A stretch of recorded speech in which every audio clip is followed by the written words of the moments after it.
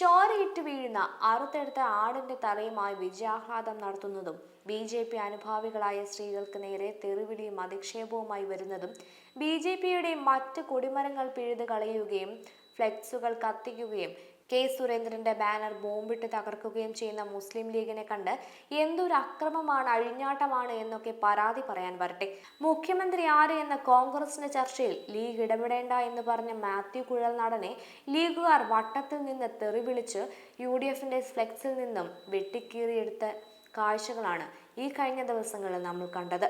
സ്വന്തം മുന്നണിയിലുള്ള ഒരാൾ ചെറിയൊരു അഭിപ്രായം പറഞ്ഞതിനെയാണ് ഈ അവസ്ഥയെന്ന് ഓർക്കണം.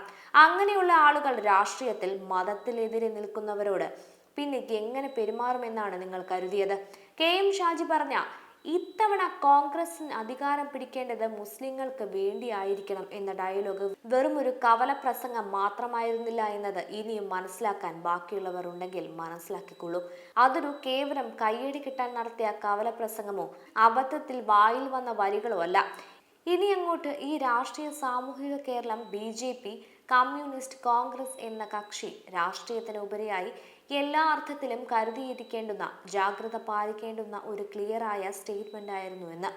രാഷ്ട്രീയ വ്യത്യാസമില്ലാതെ മുന്നറിയിപ്പ് തരാം, തയ്യാറായിരുന്നുള്ളൂ. വലിയൊരു പ്രതിരോധം ആവശ്യമായി വരും. ശ്രദ്ധിക്കുക, കോൺഗ്രസിനോടും കൂടിയാണ്.